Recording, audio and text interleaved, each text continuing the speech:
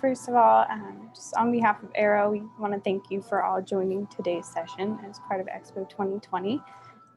We've titled our conference Catching Up and Looking Ahead because we want to offer our community a chance to do just that. Check in on topics that are important to you and catch up and connect with one another as this year of disruption comes to a close.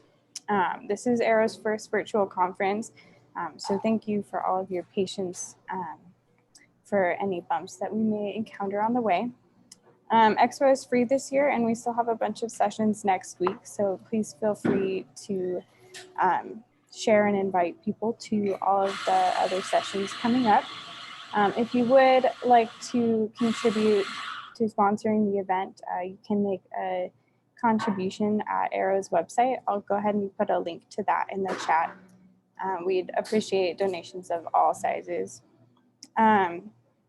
How is everyone feeling with Zoom? If you're pretty comfortable, could you just hit the thumbs up reaction button? And then if anyone wants to do a walkthrough, just hop on and let me know.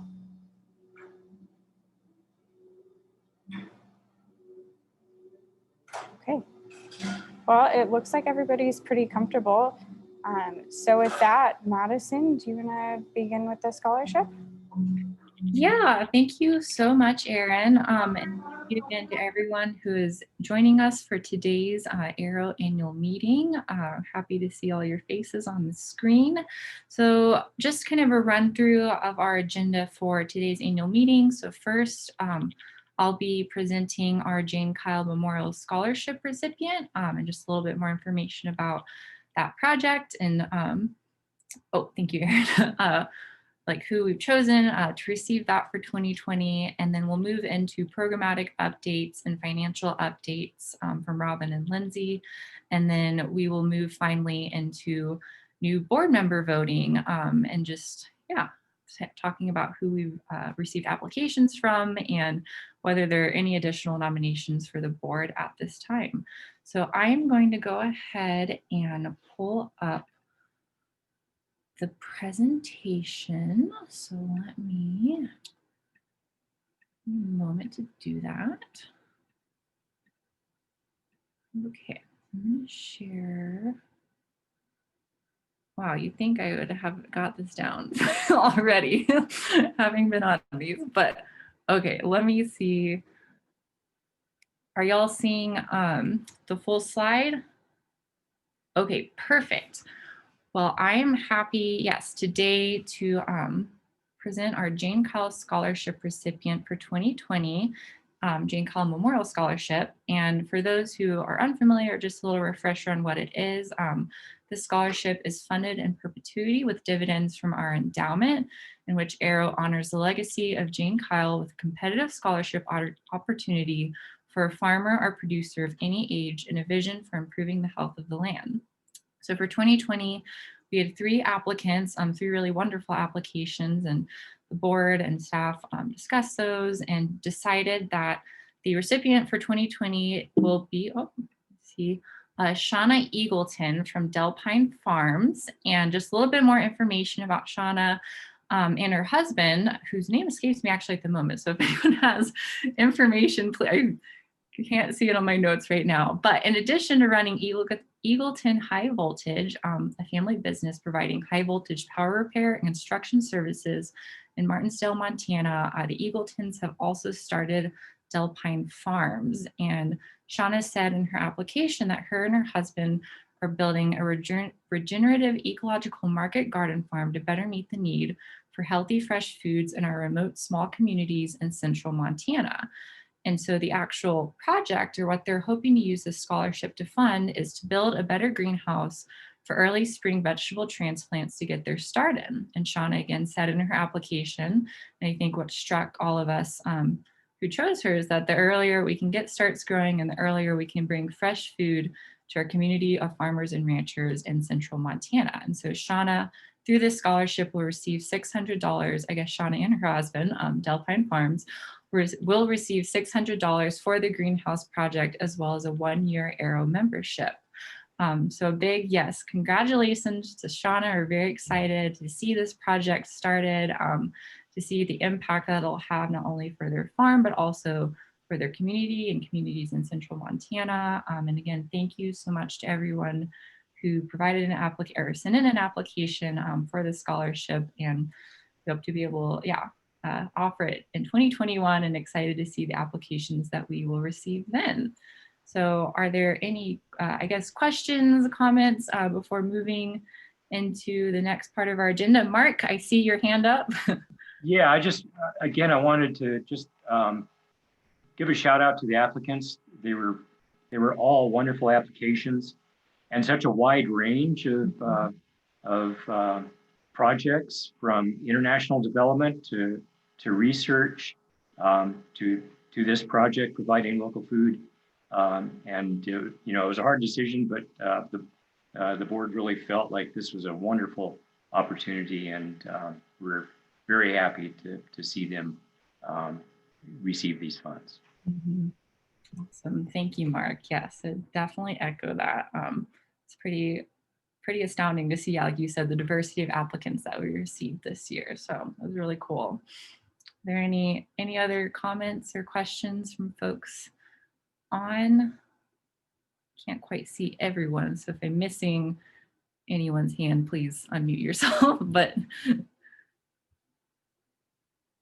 well, not hearing anything, I will go ahead and stop sharing. And then admit that. Oh, Jeff Eagleton. Thank you, Robin. So Shauna and Jeff Eagleton from Delpine Farms. We can go ahead and move then into the next part of our agenda, which will be the programmatic update and financial updates. So I will go ahead and turn that over to Lindsay and Robin.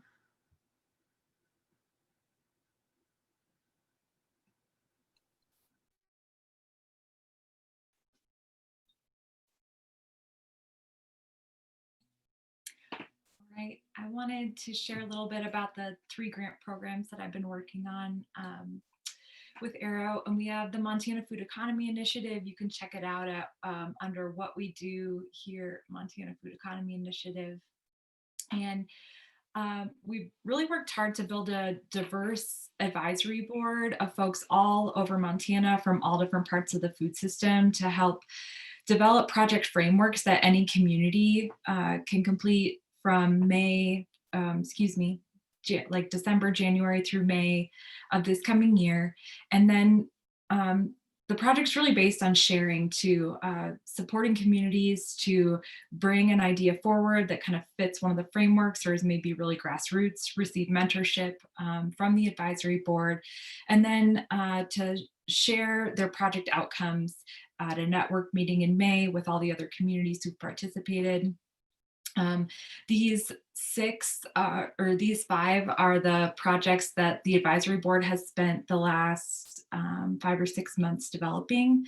And we're really excited about the launch that we did last week. Had 50 people attending, and I've seen that more have watched the launch recording since then, which you can find right here.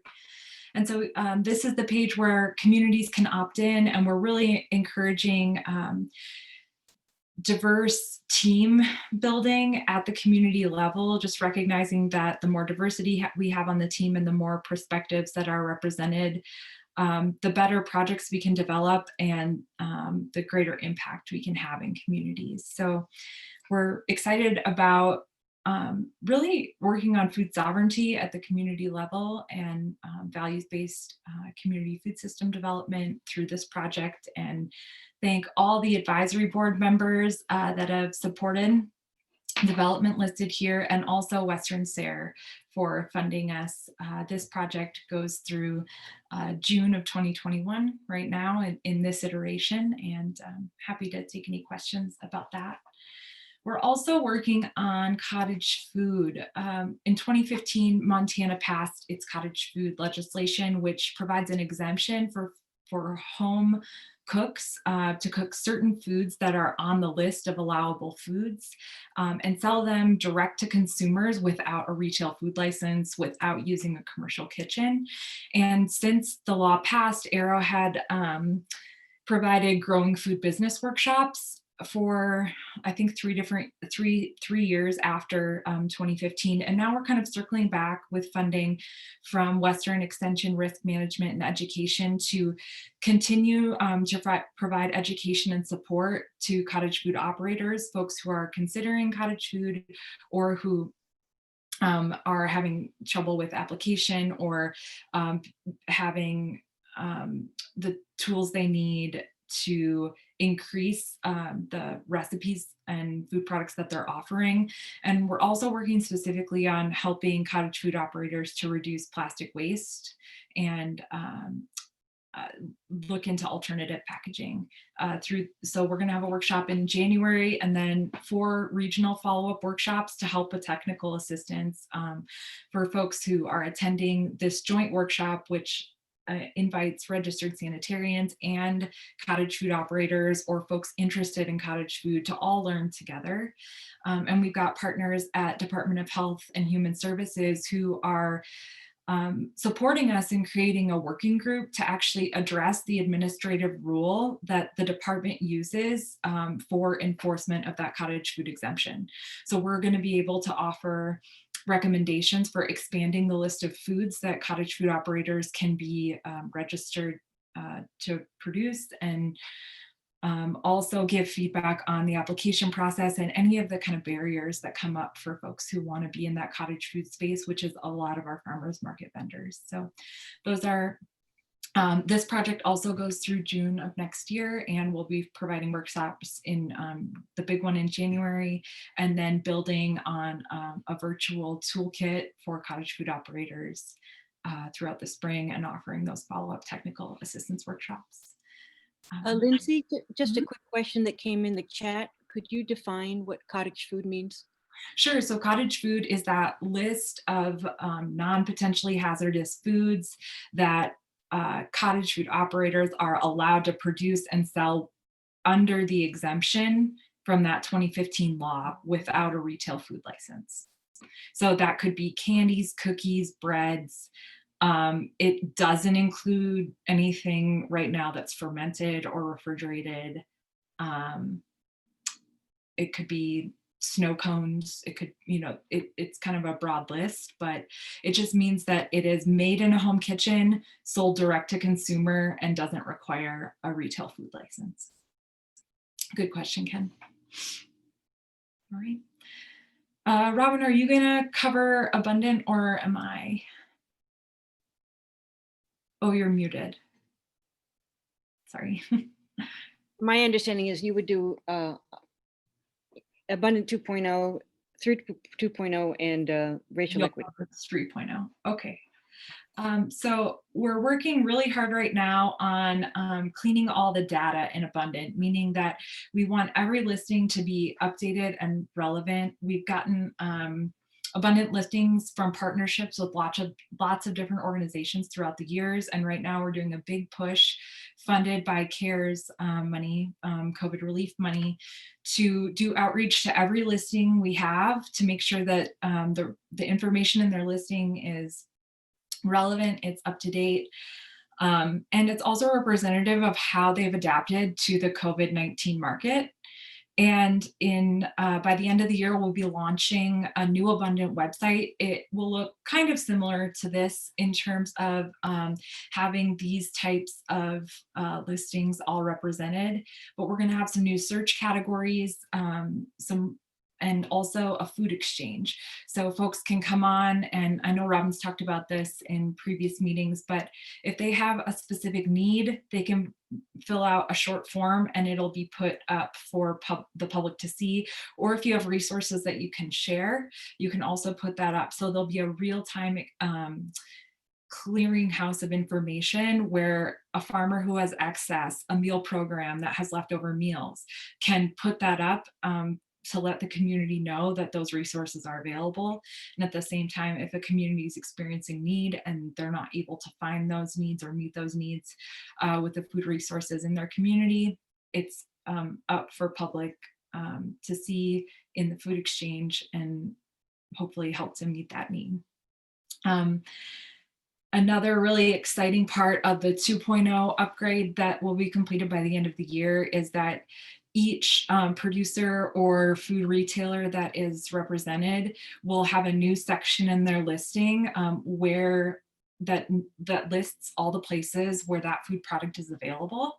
And I think that's something that is really going to enrich the usability of the Abundant map, so that not only can you see where the farm is, for instance, Amalthea, but you can see where are all the vendors that carry Amalthea products. And then right in their listing, you can see all of those. There'll be other upgrades coming with 3.0, but those are some of the highlights and some of the things we're really excited about with this project. So, oh, I guess should mention, we're also doing an awareness campaign. As soon as that new website's live, we really want people to know that Abundant is the go-to tool to find local food, to find Montana food, and to support your local food system. So we're working with a marketing firm on making sure that that message gets out to people, that you know, Abundant's here and it's useful, and also that we're expanding Abundant to also include things like food pantries and all different types of places where folks can access food. On to you, Robin, with 3.0. Thanks.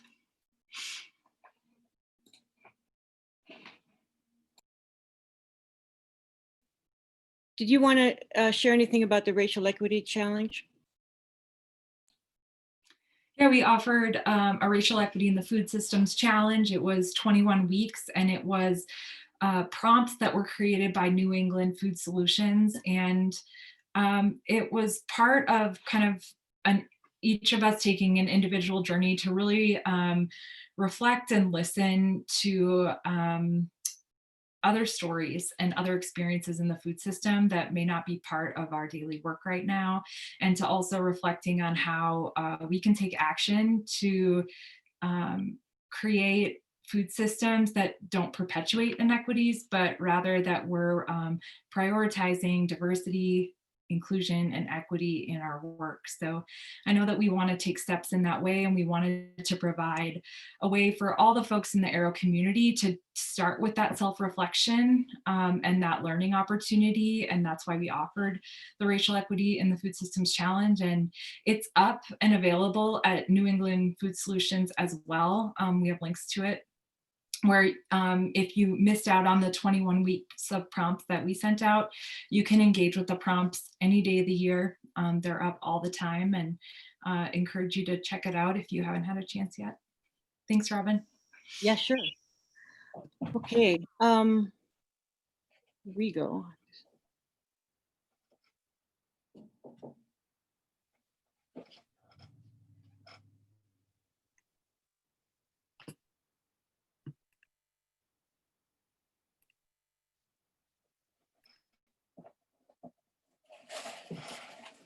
That share button is awfully close to the leave button, so be very careful.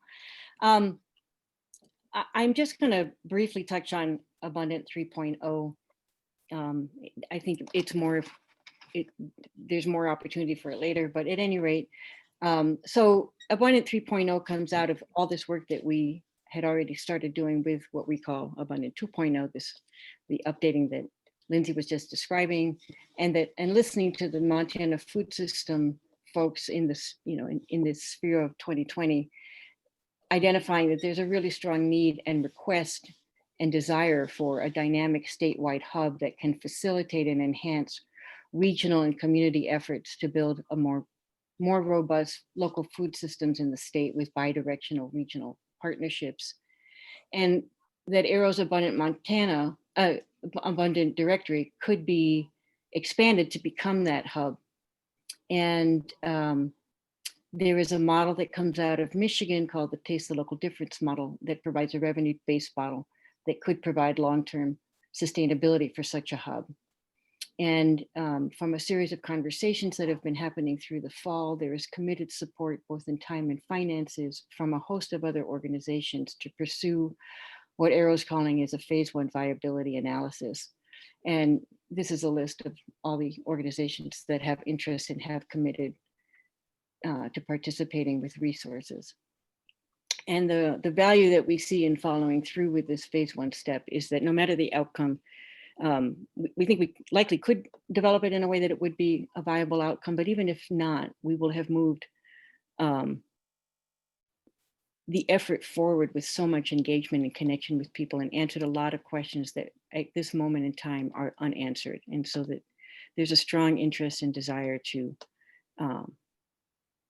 gather that information, put ourselves in a different position than we are now, one that's more coherent, more connected, more integrated, and better informed for making decisions as members of the food system sphere in Montana moving forward. So that's that option.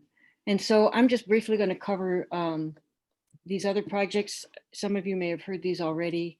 At any rate, just to let folks know, there's been a long-term effort by AERO through the Montana History Foundation to put together some of AERO's history through the form of interviews. And that is now complete and it's up on the Montana Memory Project website. And as a result, also the Digital Public Library of America website and the World Catalog. So check it out. It's pretty easy to find it. Lovely, lovely reflections. Montana Food Providers Project. This is a response to the COVID shortages that came into our world in last spring. It's a partnership between AERO and MOA. At least those two organizations spearheaded this event. We got it started on April 2nd. That was less than 2 weeks after towns and cities around the state and around the country started to shut down. It has two specific goals. One is to purchase healthy Montana-made food for Montanans in need and strengthen partnerships that help build resilient food systems across Montana. A key piece of that was to make whole Montana growers who had lost market shares or had otherwise been impacted by the pandemic. We've received over $25,000 in funding, and likely total effort is probably over $30,000 if you include discounts and volunteer time. Up in the upper left-hand corner is a brief summary of what has been distributed as of November through all of these partners' efforts that you see down below. Very cool, very lovely people have been engaged in this. The last part is just a map that we put together to just show the breadth of the connections and the partnerships that have been created as a result of this project. We've completed 10 projects, or will have completed 10 projects by the end of 2020. Some of this funding came through the Montana COVID relief funds, and those funds will be completed require completion of our project by the end of December. I just want to point out a couple things is that we actually use the Abundant Montana directly quite heavily to identify resources that maybe were not readily known to us otherwise for helping folks in different dispersed places. There's a project in the top right-hand corner with the Hinsdale community, and we sourced all of those products through farms and ranches and companies in that northeast section of the state.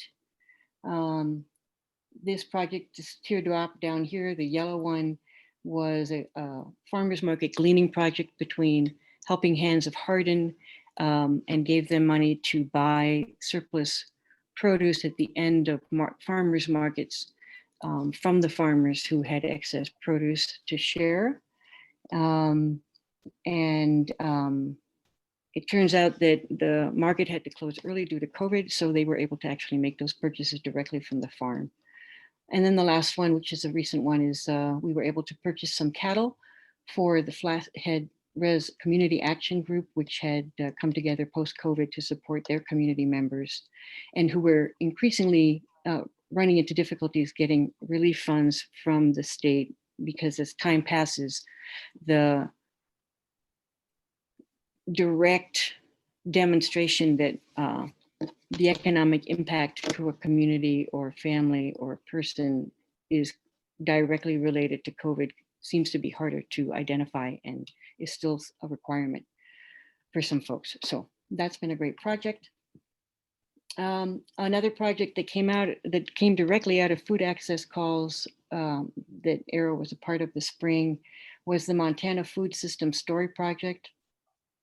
It was to design and put together a searchable living repository of Montana food system stories to make those stories accessible and identifiable and locatable by others so that they could share them in their own media platforms and publications.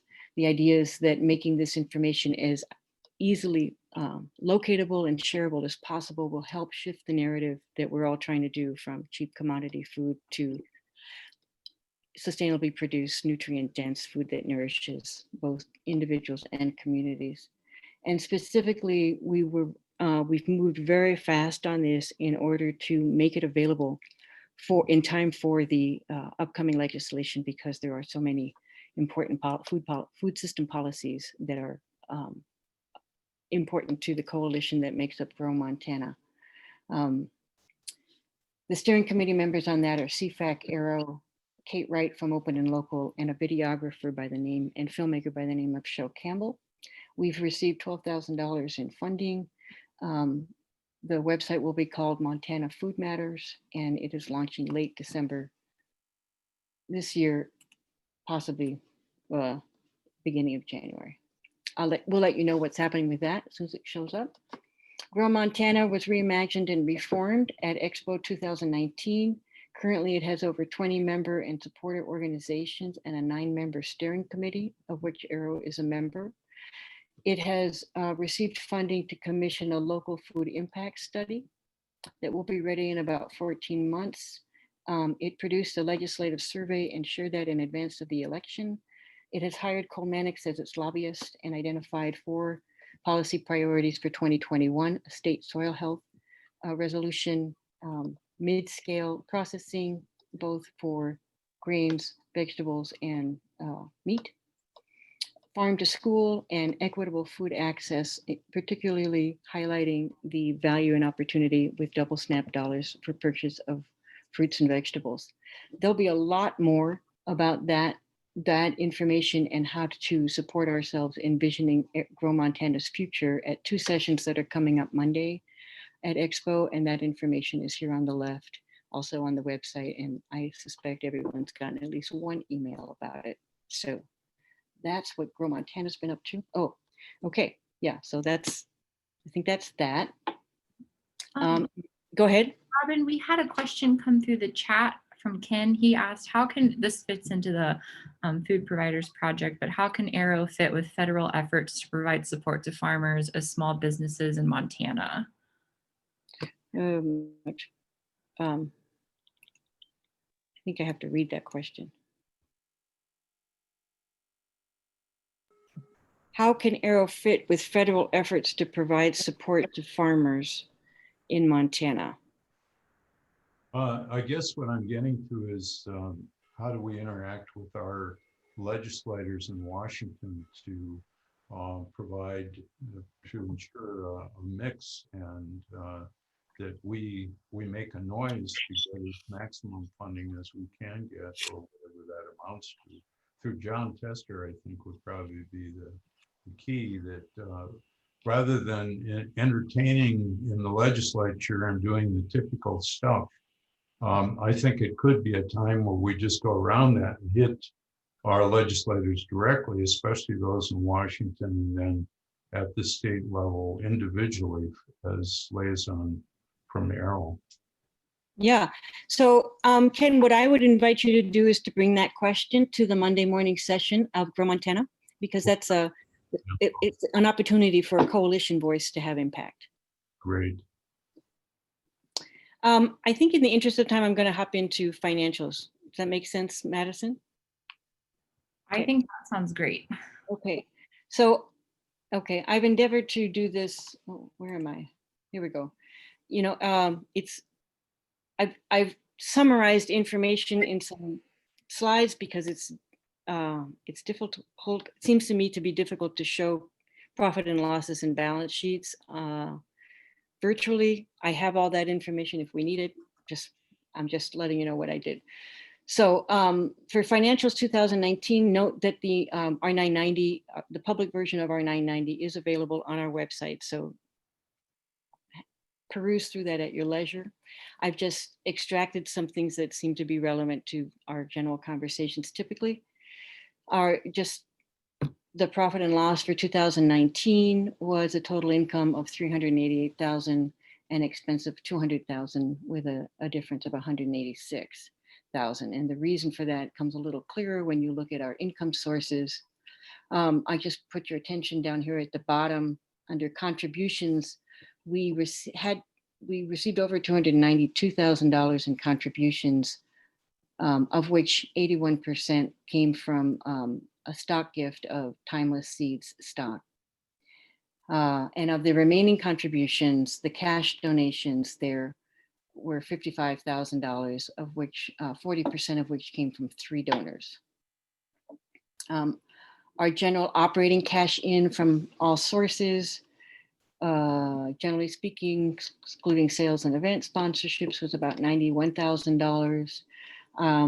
With respect to our memberships, that makes up about 4% of our income. We'll point out that we now have 75% of our memberships as sustaining members, so that's been a really positive thing over the years. License plates continue to be steady at about 6,500. So I think that's really all I want to say at the moment on that. Another thing that we want to focus on and share about is our programs for 2019. In 2019, we took the time to reflect on the breadth of the work that we do and categorize it into 3 categories. And the reason for this is twofold. One is that it makes for a better read on our 990. It's a more compelling story, and it's easier, for a funding agency or a donor who wants to peruse our 990 to have a better sense of what it is we're doing. It also makes it easier to track, in a QuickBooks accounting program. And the three areas are anything that relates to our efforts to bring people together and develop and support network weaving, which is becoming a term, or direct education we call network weaving. And that includes things like our wild dinners, our expos, and one-off education webinars and things of that nature. Anything related to food systems is its own category, and anything related to our efforts and our role as a statewide hub of information distribution, we call community engagement. That includes anything that comes out of our website, all of our e-news, our Sun Times, Abundant Montana, anything that has that uses our web presence to disseminate information, and it also includes our Grow Montana policy work. So in 2019, our food systems was 40% of our programming, and our network weaving was 49%. And that'll become relevant because we'll just briefly talk about 2020 here in a minute. So just to know that in that category, that's a distribution of our programming. This is just a repetition of the income sources on the previous slide, simply because some of this income, particularly sales and some of the business sponsorships, offset the difference between the expenses in the network weaving and the income from grants. So this ends up being a net wash for AERO. Expo is basically, it's a net wash for the organization financially. Select expenses that people might want to pay attention to or have questions about or whatever is our admin run rates, and that's just our general rent, supplies, things like that, that are not attributable currently or were not then to a program, ran about $17,000. Our salaries and compensations ran at 129, almost 130,000. And we hired some AERO specific contractors to do outreach work and things of that nature. And that ran at about $8,000. I don't know how legible this is, but I wanted to share some information about our balance sheets with you so you can be up to date. And I want to draw your attention. This is the 2019 balance sheet. And specifically, I want to draw your attention to a couple of things here. One is that in 2019, our total assets were $237,000, and that is the result of the timeless seed stock that came in. And you can compare that to the previous year. Before that, that was 2018. The liabilities that you see down here are simply invoices that had come in and at the end of the year had not yet been paid. You know, they were paid in January. So that's all that means. And then I would like to compare that with through November 30th of 2020. That is our current year's balance sheet through the end of last month. And the first thing I'll point out is that we have a lot more checking accounts than we did previously. One of them is that we are the fiscal sponsor for the MFPP project. And so that account is simply as a pass-through for those funds. We also created a programs fund in order to track all the designated funds, grant funds that came in, because we have so many programs running, and it seems to be the best and most efficient way to manage those funds. And I also want to draw your attention to this idle account that we created. And that comes from, we were approved for $96,000 in idle funds through the COVID efforts that came out of the Small Business Association grants and loans, excuse me.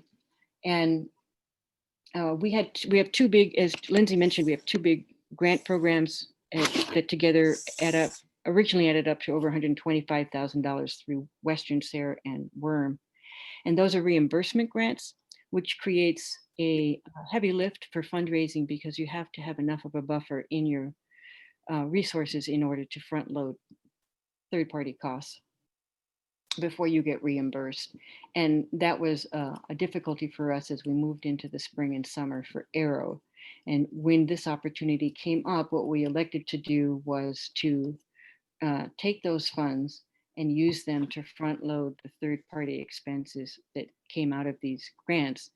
And as the reimbursements come in, that money comes back and gets sent back to idle because that is a loan that we have with them. It's a 1-year interest-free loan. And so what we elected to do in order to make sure that this would happen with grace and ease and without incurring any interest that we would have to pay. Well, let me just say that Lindsay was the architect of what I'm about to describe. She did an amazing job. She renegotiated with the two granting agencies so that we could complete our grants 4 months early, excuse me, so that they could complete and have our final reports in by the end of June. And there was a difference of about $26,000 between the funds that we had originally asked for and had been granted and what would be covered by the idle funds. And so we negotiated a change in those grant allocations. So we've just started having to use those funds and it seems to be working fine. And so that explains what that number is, and that is reflected in most of what you see here it's under liabilities currently. Again, the remainder of that is simply invoices that haven't gone through or various other things. One last thing. Oh, one other thing is if down here it says PPP SBA loan, that is a PPP loan that came through as with everybody else. AERO was granted $21,000 towards its operational expenses I believe that money came through in May, it was granted in April. And we have filed the forgiveness documents and fully anticipate that will be forgiven. All of our documents have been reviewed by the bank and they seem to think that's fine. But until that we get an official forgiveness, it appears on our books as a loan, as a liability. So that's what that other piece is. That being said, we still have, well, That being said, if you look at the total equity, we still have a net surplus of $217,000. Again, a large portion of that is the Timeless Seeds stock. So for that clarity. Just a couple things about 2020. These are the same three programs, and you'll notice that this year we have a larger percentage of community engagement projects and a smaller percentage of the network weaving projects. So this year we had to postpone until further notice our wild dinners. So our network weaving efforts are limited to Expo, and as we all are recognizing, we're not in person, so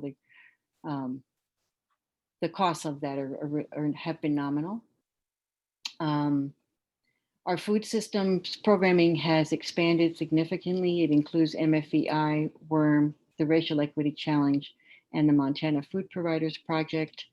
The community engagement program has expanded significantly as well, and it includes the Abundant Montana Project, the Grow Montana Project, and or effort, if you will, and our Story Project. Currently, our profit and loss for 2020 looks at a, it shows a current income of 170,000 and a current expenses of 175,000.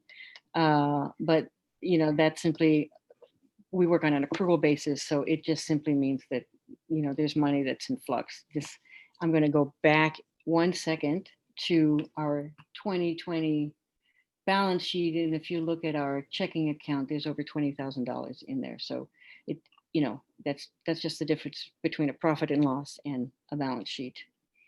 Some select expenses for 2020, our admin run rates are $7,000, and so that's a little less than half of what they were last year, and that's primarily because we moved offices and reduced our rental expenses by over half.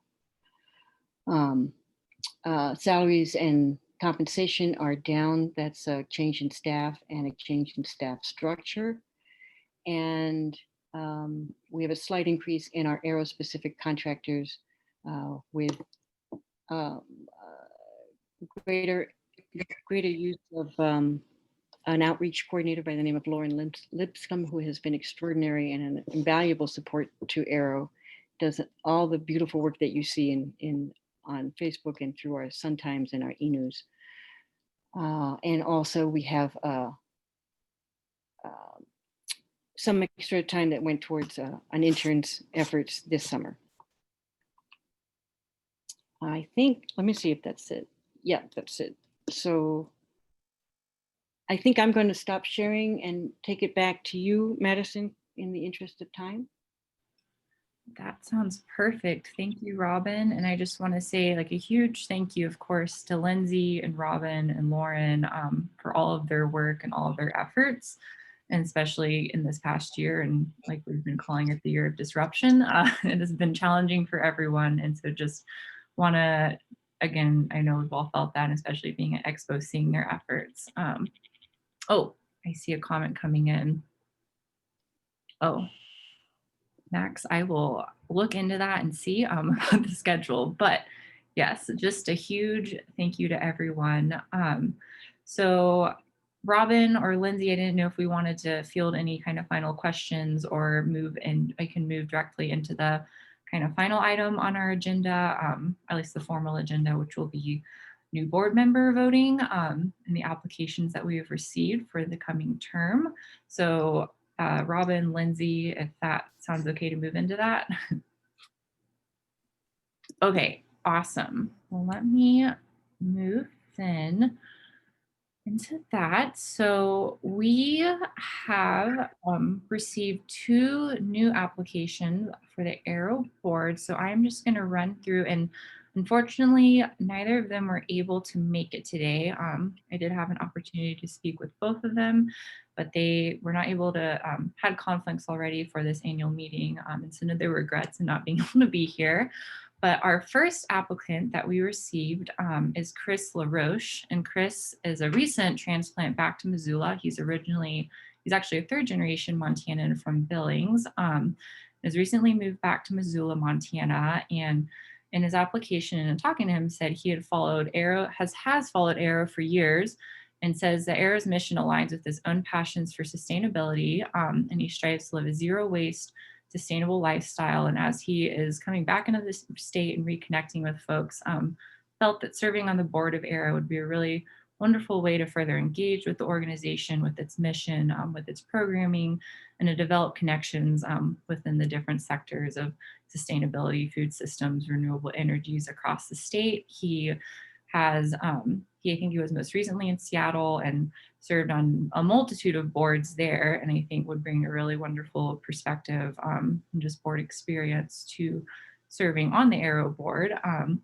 Like I said, I had a chance to touch base with him directly, and I think he, is a really lovely individual.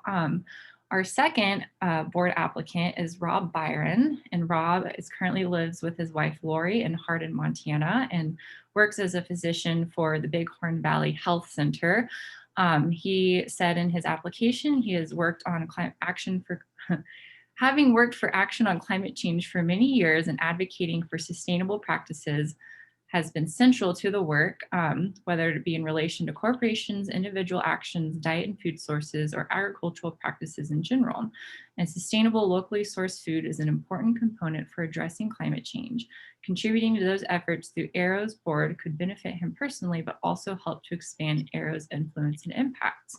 And I know, again, after speaking with him, he has had previous experiences, very wanting to be more engaged again with this kind of climate change in food systems, and especially from his perspective as a physician, approaching it through health. So I think that would be a really interesting component to add to the board, potentially explore through AERO and just think about that. And I think, again, would bring a really wonderful perspective and knowledge base, and especially coming from to us from Hardin, Montana, which I'm not sure if we've ever had anyone serve on the board from Hardin. So I think that would be a really nice connection to that community as well. So those are our two new applicants. We also have additional board members that we will need to vote on. Our Mark Judeman, who is coming to the end of his term and re-upping for a coming term. So Mark, I didn't know if you wanted to say anything briefly. No, I'm honored to serve AERO and the membership, and I'm very, of course, very appreciative of the work that AERO does, and would like to support that into the future. Thank you. Awesome. Thank you, Mark. And then our fourth, but second kind of non-new member is Erin Carroll, who's currently with us as well today, helping to moderate. And so Erin came onto the board in January 2020, which seems like a completely different day and age, but filled an unexpired board term. And so is also included as a part of this election, just to formalize that with the full endorsement of the board. So Erin, I didn't know if there's anything you want, not to put you on the spot, but anything you would like to say as well? Just kind of echoing what Mark said, I've really enjoyed being able to serve on the board for the past year, and would really like to continue working with AERO with all of your official support. That's all. Awesome. Thank you so much, Erin. So those are the four potential board members that we will be voting on. And then I also just wanted to open it up to the floor as well to see if anyone on the meeting today wants to nominate anyone else, themselves, another individual, before we move into the more formal part of things. Do you get into subcommittees? Are they appointments from people, or do you elect people to subcommittees? How do you do that? So subcommittees, and perhaps Mark, you can help with clarifying some of this, but I believe subcommittees would come from the board themselves and would come, I don't think by appointment. I think it is kind of a voluntary process, is my understanding. Is that, Mark, does that sound correct? Yeah, so there are some standing board committees, such as the nominations committee, that are established in the bylaws. And so those are selected from within the board. Sometimes we do have ad hoc committees, I guess, like say a fundraising committee. And if we establish that, the board could decide to open that up to the community as well. And oftentimes that's very helpful to do so. I don't think we currently have any plans for any of those, but if we do, we will, of course, let the membership know. Thanks. Thank you. And I just saw as well, Pamela in the chat, how many board slots are available. So moving, and this will come a little bit later in the agenda, but we are currently recruiting for 2 more board positions moving into 2021. But I think there can be a number, if people are interested. It's not limited to just 2 more. The more the merrier, I would definitely say. Oh, Mark, go ahead. Yeah, so I think there was a resolution that was passed at meeting. Robin would probably have to help me. I wasn't there, so I think it was like 2015 or 2016, the annual meeting, to establish a minimum and I think maximum number of board members. And I think the minimum is 7, and I believe the maximum is 15. But again, I may be incorrect about that. If the slate presented is accepted, then we would still be low by 1 to meet our minimum. So we need at least 1. More than 1 is very much preferred. And I think after this vote, we'll ask the membership here to approve letting the board vote on additional members, additional board members as they come forward, with the intent then that those again would be placed for a membership vote at next year's annual meeting. Does that help, Pam? Yeah, that's great. No, yeah, thank you, Mark, for clarifying that. And yes, please, if you have more questions, put those in the chat, or feel free again to unmute yourself and ask those. But moving, yes, into the vote for the 4 candidates moving forward. So I guess wanted to put forward whether any of the membership would like to make a motion to approve all of the candidates by acclamation. So that would mean kind of everyone would be accepted as a board member moving forward. I will make that motion. So moved. Oh, wait, okay. I'll second it then. Okay, so Max makes the motion and then John seconds that motion. And so how we will do this, and I know not everyone has their video on, but we'll do a little show of hands. So all of those in favor, please raise your hand.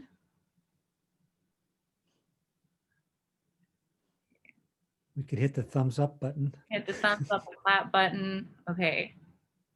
I think I'm seeing a majority, and others, correct me if I'm wrong. Yes, I like it. I like the use of emojis. All of those I see, but everyone seems to be in favor of the motion. So the motion to approve the slate of candidates, the 4 candidates, accepting as board members has been approved. That's awesome. Perfect. Well, Aaron and Mark, glad to have you joining us again for another round. And then we will be in communication with Rob and Chris, and hopefully y'all will be able to meet them soon and get to interact with them and talk with them. Because like I said, I think they'll bring a really wonderful skill set and perspective to the board moving forward and for the organization. Great, okay. And then, and I guess kind of following up and before moving Mark, into the vote about moving forward in terms of the number of board members we have, just again, reiterating, if you or if you know of anyone that you think would be a really good board candidate or is interested, please send them our way. We are happy to talk to them, and yeah, just putting that out there. So awesome. Okay, well, Mark, I'm going to throw it over to you.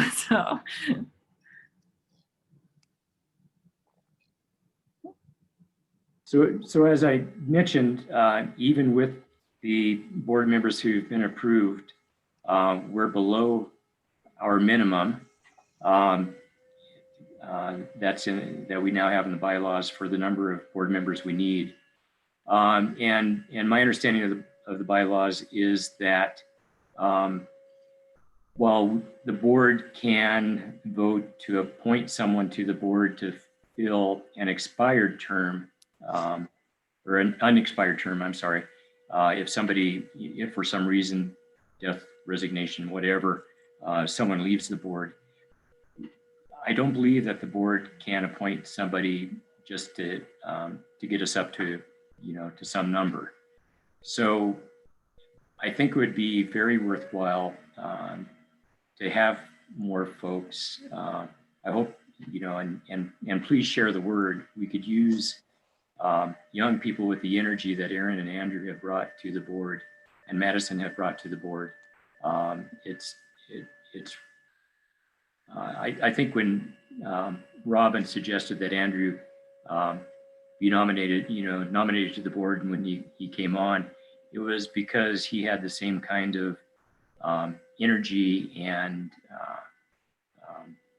forward-looking that the original founders of AERO had back in 1974, and that's certainly proved to be the case with both Andrew and Aaron.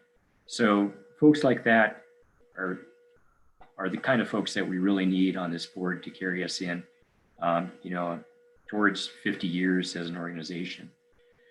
So a little editorializing there. So I guess where I'm going is, if we could have a motion from the floor to allow the board to select additional board members to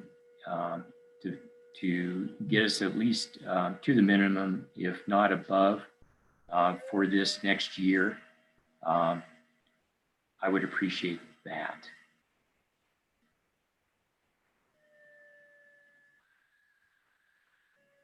Bob? Good idea. I have a question about that. That's a good idea, but are you thinking to have those that you would appoint serve like a one-year term so they could be voted on at the next annual meeting, or what's Yeah. Yeah. Okay. I think that would be best practice, and of course that could be moved as well. Okay. Is it probably, I assume it's too late to nominate someone from the board now after the election's over?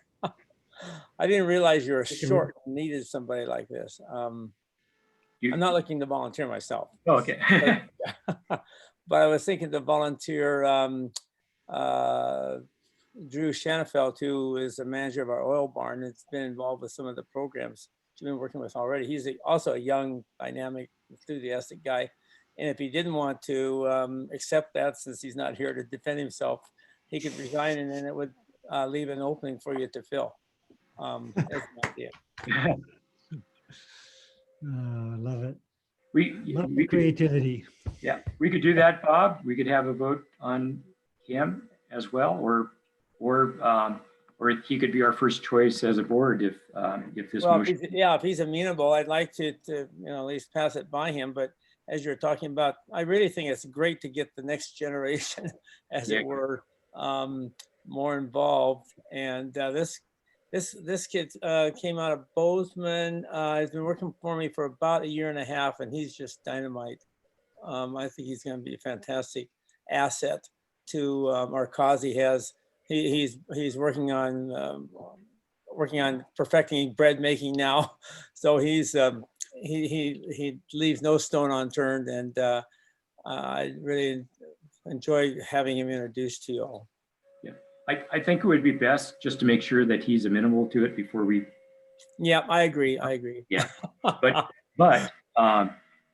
we certainly have his name down, and okay. Good. And if you could provide contact information, I'd be glad to. that'd be very helpful. Yeah. So Mark, I think that what you're describing is very similar to the unexpired term openings, in which there is a slot that's open. We're trying to find a best fit person. And Bob suggested a wonderful candidate. And what you're saying is then the very next fall, when we have annual meeting, that person would come to the slate as a person to be elected by the membership, that style of routine. And it seems to me like a very good way forward with this opening or set of openings. Yeah, so he would be voted by the board to join the board until the next annual meeting, at which point the entire membership would be able to vote on him. Would be my expectation. But again, I'm not making the motion. I'm hoping for the motion from the floor. I so move that we allow the board, or authorize the board to appoint additional members to make the minimum needed to fulfill vacancy, or to create on the board until the next annual meeting, to serve until the next annual meeting. I'll second. Great, thank you. Addison, you're muted, I think. There you go. Sorry, it's just, that's wonderful. So just as a point of order, do you have to say all in favor and get a? Yes, so thank you. Could I ask for a point of clarification from Bob? Yeah, that was a little rambling. Did somebody get that written down? I just want to, so did I understand, Bob, that you meant that we could only get new board members up to the minimum, or if we had? No, I would give you what's the range, into the range. Yeah. How Okay. do you want to say that? How do you Up to the maximum allowed? Yeah, I guess so. Yes. Okay. I don't think we'll ever get there, but that would be helpful. Yeah. Thank you. If we had too many helpers, that would be a new problem to deal with.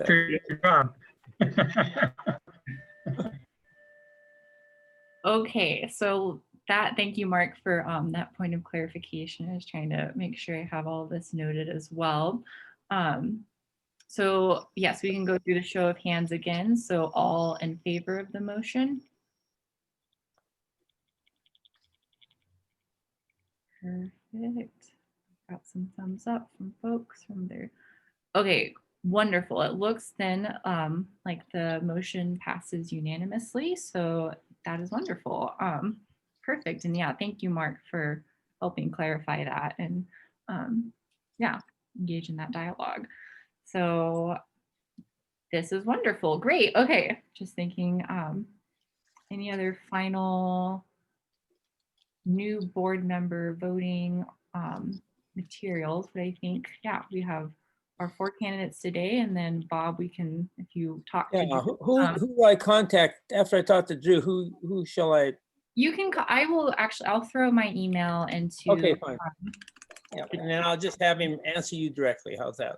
That would be perfect. Okay, great. Thank you. And I would, again, for anyone else, if any, like yourself or again another individual that you're thinking of, please direct them to me, and I can happy to talk to them and about the board. So perfect.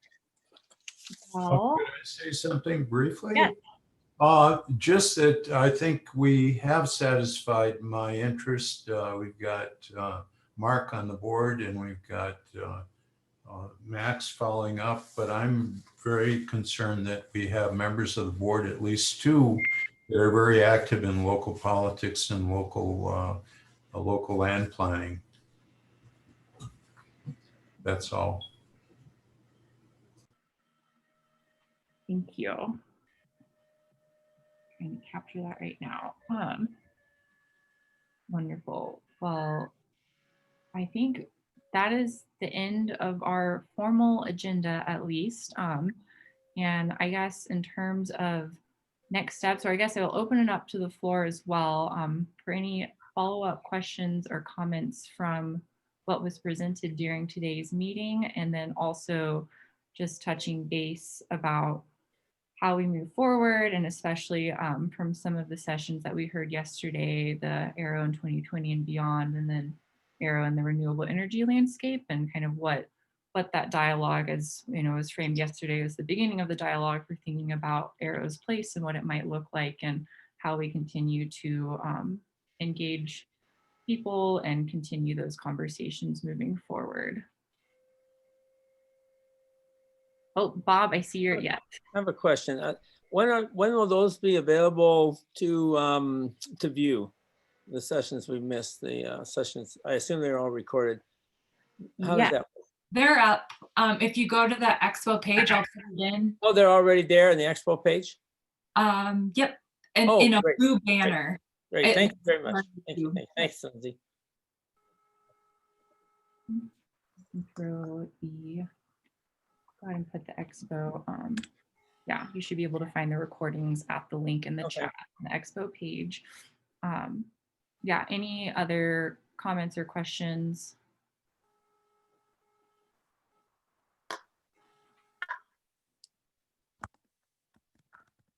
Oh, Mark, go ahead. Yeah, I'm sorry to talk so much. This is good. But I guess just a little comment. This year's been a tough one for AERO and for a lot of small organizations with the COVID and everything. And just, you know, as you saw from Robin, we're financially viable, but it's been rough, and a lot of that's been the result of sacrifices by Robin and others, as far as the salary that they are receiving or not receiving. So as we kind of go into this end of year time, and you know, it's a time for when many people, if they are financially able to make contributions to organizations that they support, I hope that you would consider AERO in that list and help us as we move into the future. In past years, we've been very fortunate to receive some major gifts from longtime AERO members. If you have ideas for who others of those might be, we'd appreciate that help as well. We are very fortunate that we've been able to shepherd AERO's resources by leveraging funds available from the federal government to support organizations during this time. I'm not sure how long that'll go on, and maybe next year there will be additional resources available in that way. But just kind of please keep us in your thoughts, and again, if you have the means, please help us out here at the end of the year and into the new year. So thank you, Mark. Yes, definitely for that. And just kind of to reiterate, we will have our end of year giving campaign coming up. And so just be on the lookout for calls and letters from us. And again, keep AERO in your thoughts as you're thinking about your giving. And yeah, just the wonderful programs, and again, the wonderful work that Lindsay and Robin and Lauren have all put together this year, especially under trying times. So definitely. Robin, I see your hand.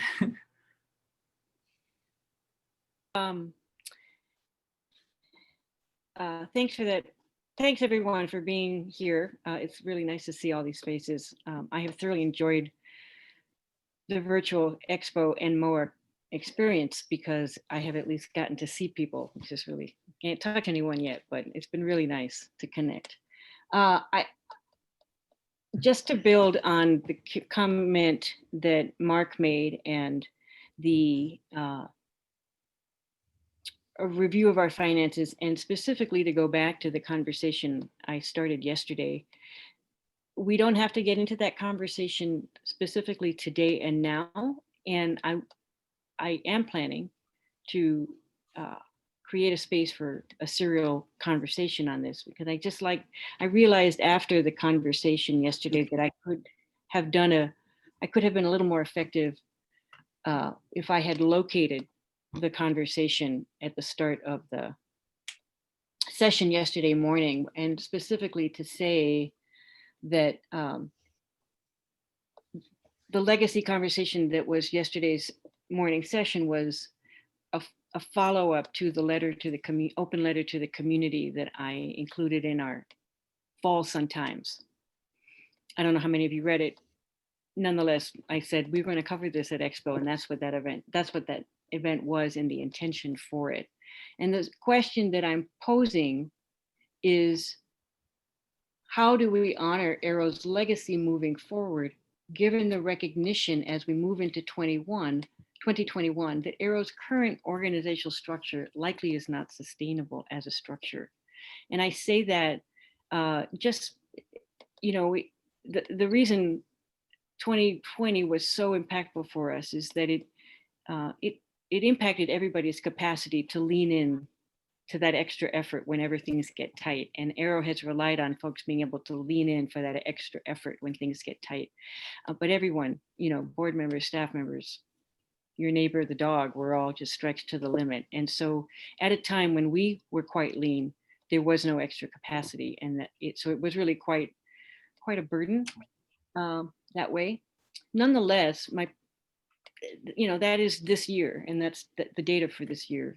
And AERO's organizational structure is based on a time and era when it was a small staff that relied heavily on an engaged membership that provided a significant amount of volunteer labor that carried out a lot of these programs that came from the membership. And that relationship has not existed in its original form for some time. There's no harm or foul. There's nothing wrong with that. I'm confident that it's because of the outwork and network that AERO has produced. Those volunteers are now working downline on the network, and that is an amazing legacy by itself. And so I'm providing an opportunity for a dialogue to not look at this as a problem that needs to be fixed, but rather it's a data point to inform our next steps. You know, there is an opportunity to see AERO differently.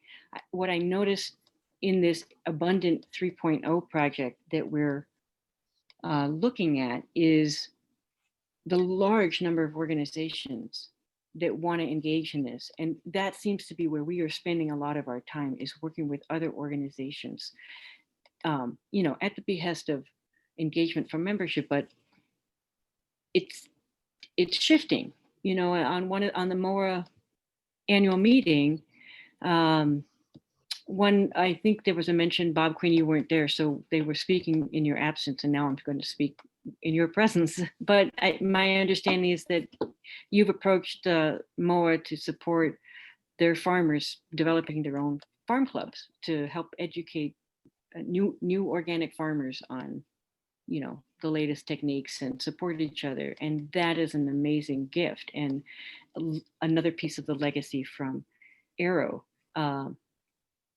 So I just think it's a different time. It's a different era. We are elders. AERO is an elder organization. And I feel like it's really an opportunity to participate through its engagement with other organizations and that help build that network at that other higher level. We are good at building networks. I just believe that we need to rethink some aspects of how we organize ourselves as an organization. And that's the conversation I want to have. So I'm complete. Feedback or comments?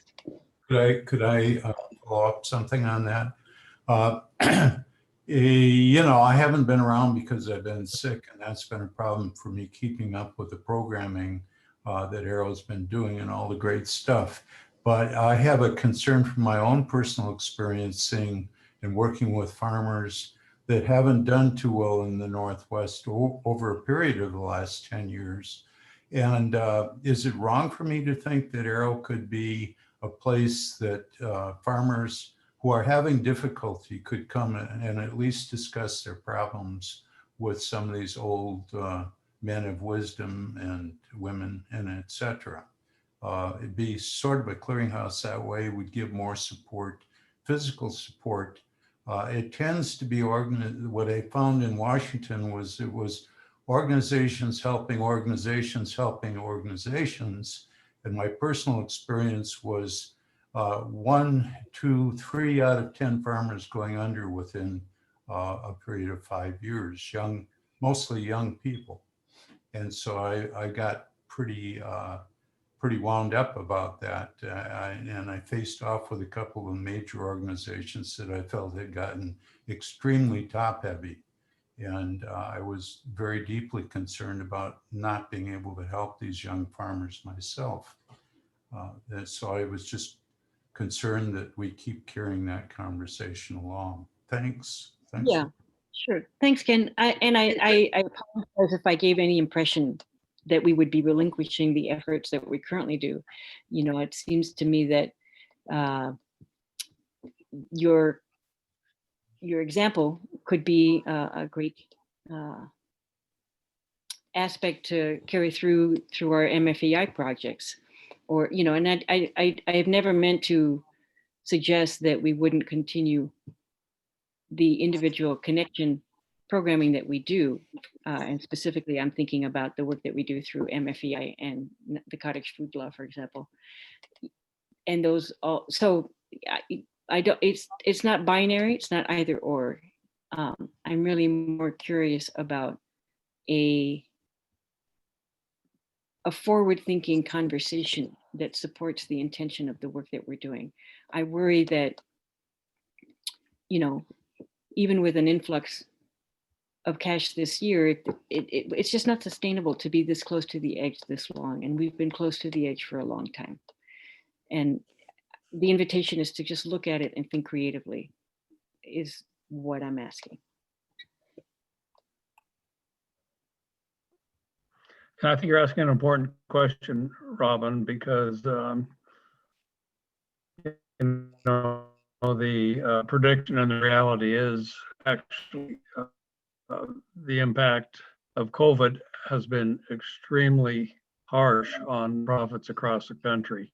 And prediction is that a third of them are not going to exist. This is all over. And I know, you know, in the organic industry, we've been, I don't know if it was a founding member, one of the early members of the Sustainable Food Trade Association. And there was just a vote this weekend that they will actually cease to exist and be subsumed under the Organic Trade Association. And also, I think the conversation you're asking for is pertinent and is extremely important, you know, for and for the future of the mission that you know, we'd all like to carry out. And maybe it does need to be rethunk somehow. The experience I had directly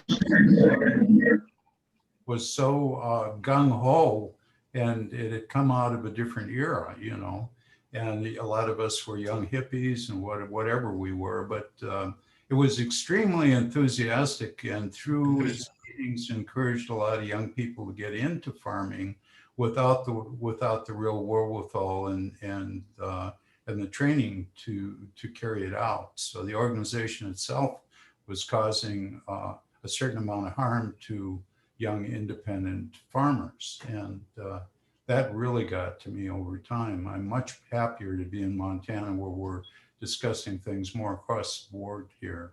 And thanks.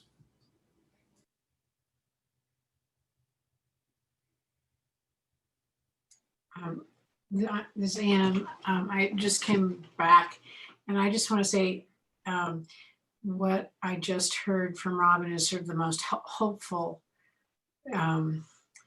piece for me of having reconnected with AERO this weekend. That I think looking at that is really, really vital, and that we need to be, you know, transparency is one of the things that we keep talking about. And transparent about our finances and the dire straits we are in, and I like that you're wanting us to use our creativity, and you know, I know there's passion. I've been thinking about, gosh, it seems like AERO doesn't seem to be in a particularly great place, I wonder if it needs to pass. And I'm somebody who it's like, if an animal is not doing well, I think it's okay to put it down. And I believe in euthanasia, but I also noticed in myself a big sadness to lose this organization. And so I'm glad that there's talk about how to sort of roll with the punches and see what the next really appropriate role for us is, and acknowledging the fact that so many of us are getting old, but also celebrating Madison and the other young people who are here with us today, and the hope for the future that I think AERO has always provided. So that's all I have to say.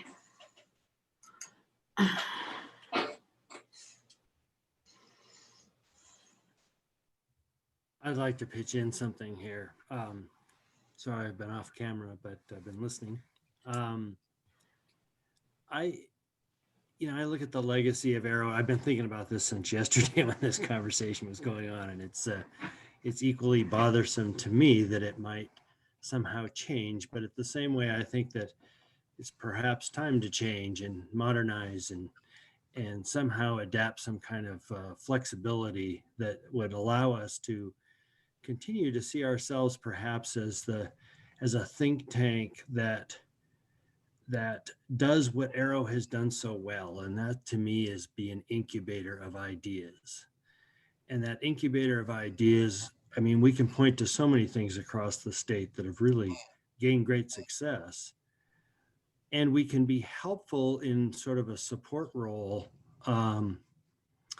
as cheerleaders, I guess, as much as anything, but as a support role for specific kinds of projects.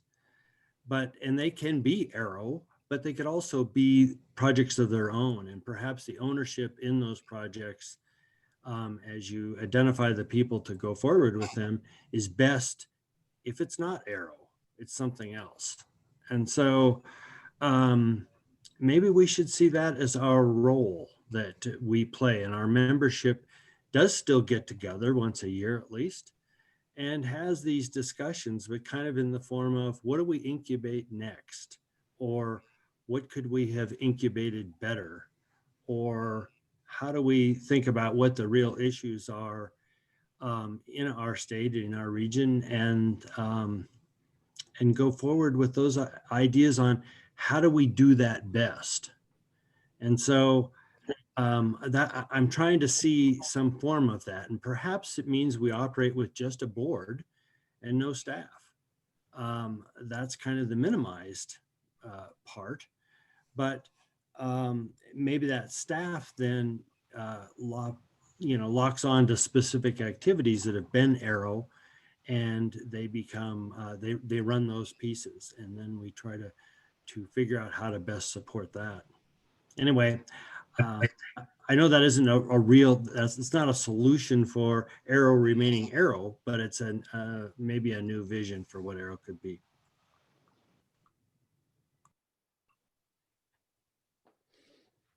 Thank you.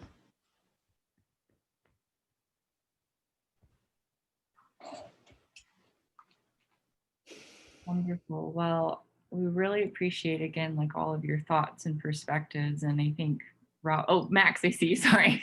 Yeah, I wanted to leave space for anyone else who wanted to chime in. So what I hear you inviting, Robin, is that we continue this conversation.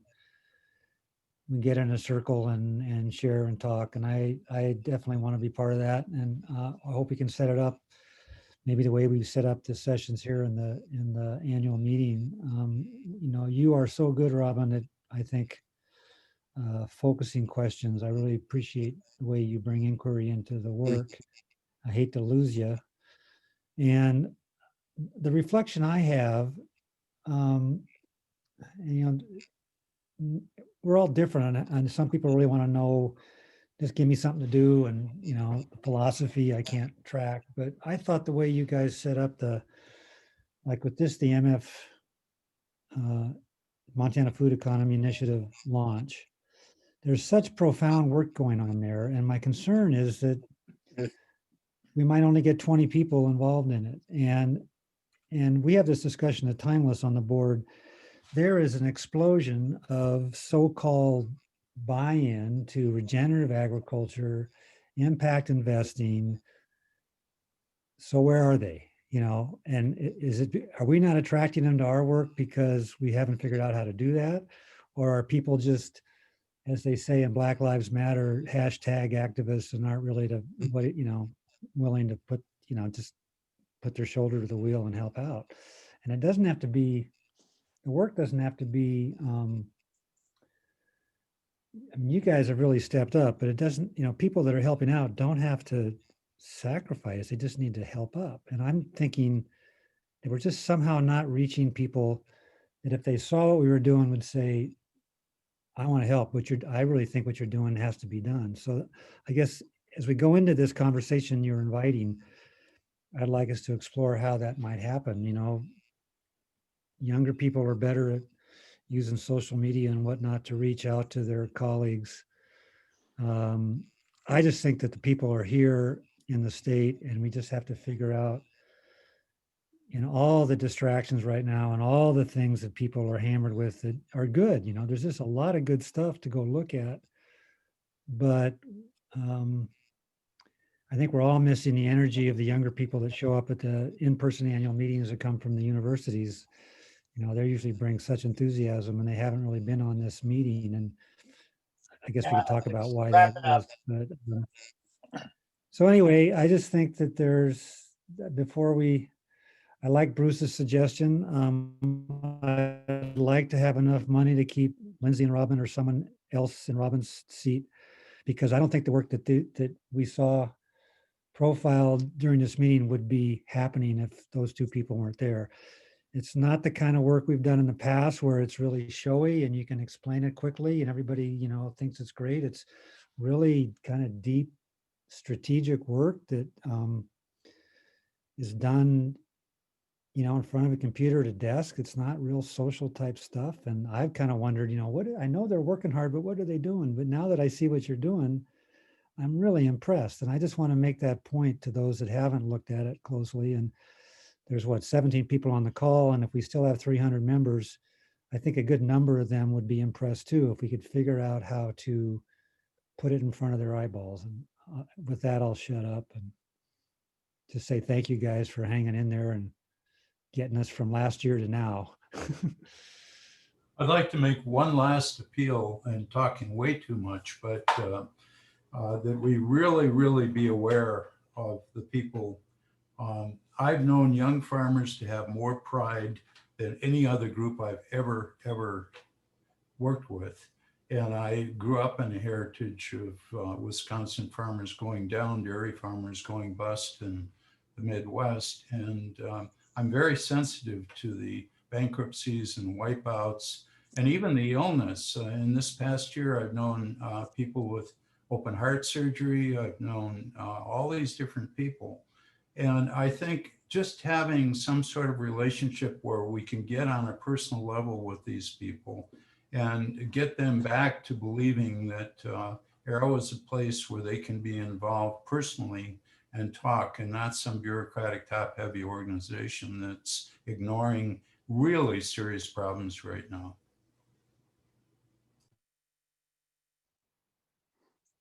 I've said way enough. I'm really happy to be on this conversation and want to follow up it with a little bit different angle.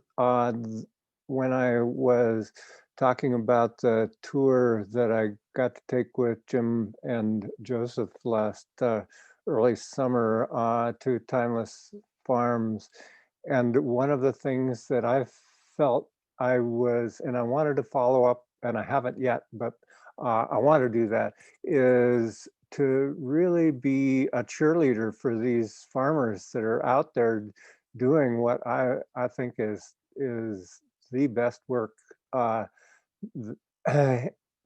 they can be doing, and so glad that they were doing it. And on the tour, I was doing that. I was just gushing over how much I appreciated the work that they're doing. And I think that that we can expand that. We can do that with other organizations as, you know, as sort of an elder organization, going in and cheering people who are doing work that is really useful and beneficial.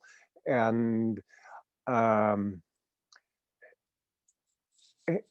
just throwing that out there. And as part of the expanded collaboration that we're engaged in, I think that this collaboration with MOA has been it just thrills me to know that we were able to do that, the Grow Montana work, although it's kind of rough ground from time to time, is heading in that direction as well, of really doing collaboration. And I personally, I don't care so much whether the name AERO stays around, but what I do care about is that all of us that are still passionate about the work that AERO does continue on, and that we will find ways to engage. I would mourn and grieve the passing of AERO, but the work I don't think is going to stop with that. And I'm going to stop right now, but I'd like to hear Andrew, what's been going on with you as you've been sitting here and listening to mostly us old farts talk. It seems to me that AERO would function very well as an influencer. So as opposed to like stretching ourselves out to actually do all these different projects and continue this work, looking at who is doing it currently and being able to propagate it so that people are aware of what is happening. And that wouldn't wear us as thin as it currently is, our actions are. And so, I mean, there's so many people doing really, really cool things. It's just, we never hear about it. And furthermore, maybe the targeted audience can be shifted. I mean, I think we've kind of improved our presence on like social media platforms, which is most definitely advantageous. But being able to get a broader subscription of people to AERO, I think would definitely improve our capacity in what we're doing. So necessarily how to do that, I think that having some sort of like demonstrations would be advantageous. I haven't been around to be able to really experience any of the presentations that AERO has done in the past, but I know that being able to do things has a profound impact on really driving that passion.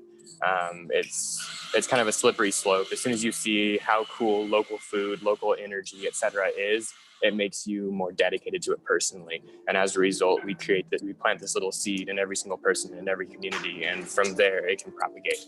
And so just being able to really engage people through hands-on activities, I think would really improve our mission.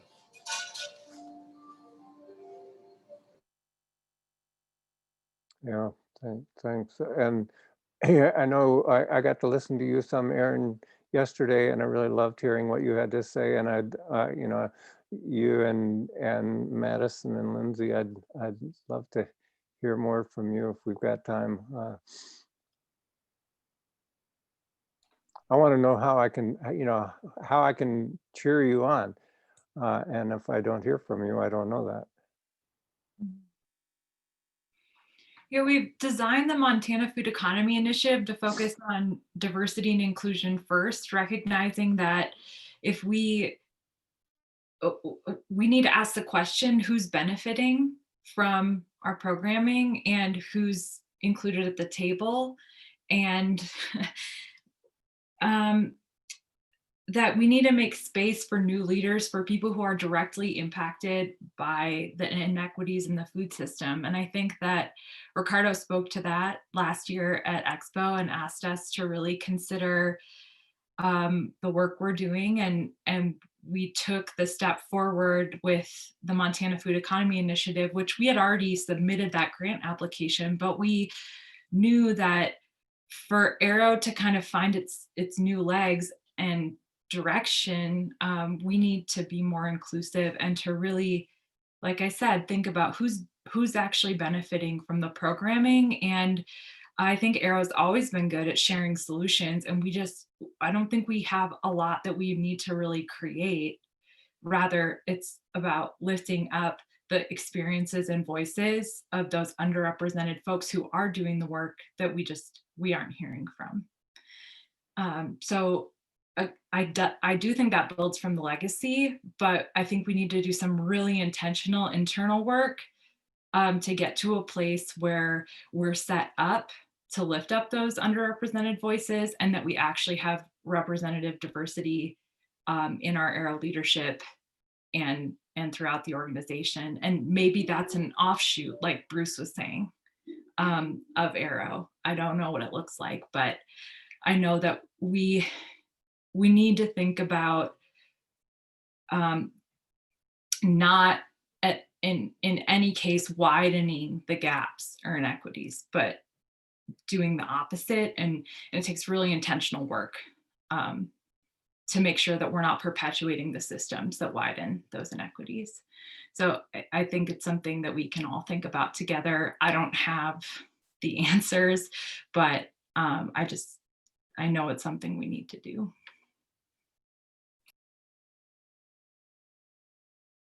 And I think just jumping in too, I would echo what Lindsay just said in terms of just reaching out and creating linkages, and also just boosting voices that are underrepresented and individuals, and just reaching out to those communities and finding ways, yeah, that we can work together. And again, like help, yeah, I think boosting is the word I'll use there, but those projects and the work that's being done. And I just another kind of point in terms of reaching out to younger demographics, because that's something coming onto the board like I was very excited about, and that 2020 has put a wrench in any kind of outreach or like in-person gatherings, but just being creative and thinking about, yeah, who are we missing as a whole, not only within our membership that maybe isn't on this meeting today, but just across the state, and how do we focus on younger voices as well, and how do we as an organization, as a board,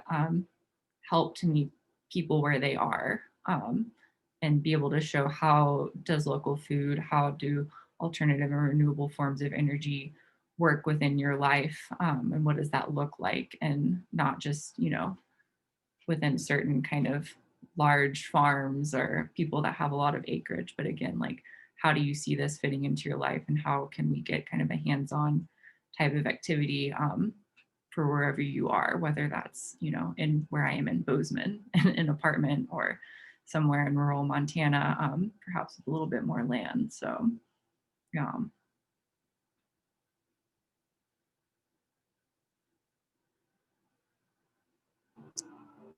I don't really have anything to add to that. I think Andrew, Madison, and Lindsay kind of covered all of my thoughts on that. But just I think we could get support from our membership just in, considering like using your resources to like host a project or something, just to kind of like get that initial momentum going so that we can get some new people involved in AERO. I think that AERO's legacy, has such a huge impact, but we really kind of dropped off with the younger generation. We just don't have the name recognition that we need to like get new people involved in AERO. And I think if we could just get a little bit of momentum going with a couple of projects, we could really change the outlook that we have with new membership and engagement from new members. Okay, so this is Robin with a question to Bob Quinn. I can't believe I'm saying this. And Bob, thank you, Erin. Do you want a crew of people to come help you build your subterranean greenhouse this summer? You're on mute. Yeah, I see it. Okay, now I'm up. Well, as you know, I got snowed out. So that could be an idea. Let me think about that, because a lot of the work, I don't know how much work is going to be other than the contracted work. I already have contracted out for the cement work and an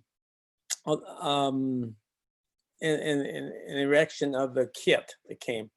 Let me think about that, Robin. That's a good idea. I think that would be a nice center. We got the oil barn here too, and Drew's involvement with already could be interesting. Maybe get help with reducing bottling and stuff like that were been donated.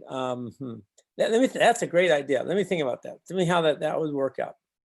Give it some thought. I'm pretty sure there's a busload you could have. I don't know if you wow. So just know that. Oh, thank you. You know, and having said that, I'm like, what am I doing? So, but anywho, my personal, I really appreciate this conversation. We're not going to find answers, and I look forward to continuing this. So the other thing that comes out for me from this expo is not this week or next, but in the new year. And I haven't discussed this with Lindsay, so we have to check in about this, but I appreciated, we've had these virtual evening conversations and they've been really quite engaging. Some of them, they're quite intimate, others are larger, but I can tell that folks are interested in being able to just connect and chat. And so there's an opportunity to create, you know, something that's a compromise between a full-on expo, you know, and being able, and you know, nothing. So just maybe creating opportunities for periodic conversations is another way we can stay connected and engaged between larger events, unstructured, and that would be separate and distinct from. I will follow up specifically about this conversation. Believe me, I won't let it go. So look for an email or something to that effect shortly. And thanks everyone for your conversation, consideration, thoughts, and dedication to AERO. It's really, it is a fabulous legacy, and there is a place for it. Thank you. Yeah, before we leave, I want to, let me jump in here, Madison, just a second if I can. And that is that, you know, you may not know it, you know, both David and I have pretty strong Scandinavian background, and others do as well, and so have a legacy of reservation of our feelings. But you know, as I sit here today, and you know, you and Aaron and Andrew and Lindsay, and I don't know, I mean, and Robin, I can't leave you out of this because you're so deeply involved in it, but how much it means to me as, along with Wilbur, one of the founding board members of AERO, to see the light that you're bringing into this, and just how much it means to me to know that you're here. And you know, what I want most is to be able to support you in taking the next step of the organization. Yeah, I just don't want to let this moment go by without letting you know how much I appreciate your presence here.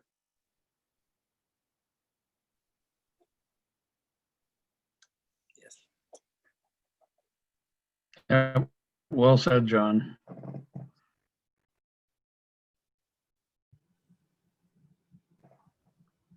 Yes, I think, yeah, this is a really hopeful conversation. I think, again, it's just really lovely to hear everyone's perspectives and thoughts and support for this organization and everyone involved with it as we move forward and kind of re-envisioning and thinking about how do we change and what does that change look like. And I want to be respectful to people's times, because I think we could probably keep talking about this well into the evening, but we are coming up on 3 p.m. And so, yeah, I think as like Robin said, we will follow up for further ways to engage in this conversation and to keep thinking about, well, what does that change look like, and how do we move forward, and where do we move forward from here? So just, yeah, be on the lookout for follow up on that and ways to engage moving forward. And I think just, again, like a huge thank you to everyone for attending today on this Sunday afternoon. And I will reiterate what I said earlier, but I hope if there is sunshine, if there's not, you can get outside, enjoy a walkabout in the fresh air. And I think we could, Robin, Lindsay, Mark, Aaron, and Drew, unless y'all have anything else, can go ahead and close our annual meeting for this Sunday. And I guess the only final thing is just some of the sessions that are coming up in terms of Expo. So there is a virtual happy hour again tonight at 5:30. And then one point of clarification I did have, I know this is a question from Max, is it does look like some of the coffee hours maybe conflict with like the Monday morning Grow Montana session, and then there's just a little bit of overlap. So I just wanted to ask whether that there will be like a 5-minute overlap or not in terms of how those sessions run.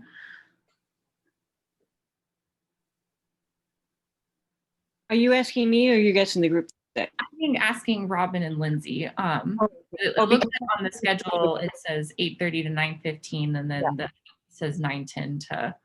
Yeah. So neither the people who are leading that session are on the call, and they are aware of the overlap. One of the leaders actually is attending the Grow Montana. So, if you would like to attend the Racial Equity Challenge call, you are welcome to leave early. They're going to try to wrap up by 9. That turned out to be a Zoom issue. We were unaware of it earlier. It doesn't matter, but anywho, they'll try to finish it in time to allow people to jump on to the other session without too much delay. Awesome. But please do not. Please try to make both if you're interested in not attend neither just because of the overlap. No, just wanted to, that was a question that had come up, so just wanted to clarify and make sure people had an answer. And yes, tomorrow morning is the Racial Equity in the Food Systems, just reflections and toolkits. So definitely encourage everyone to attend that. And then immediately following is the first session on the Grow Montana group. So that is, and you can, as I put in the chat, there is a link to find the rest of the agenda for Expo for the remainder of this week. And then I think we can formally close this meeting. All right. Make it official. I move we adjourn. Oh, yeah. 2020.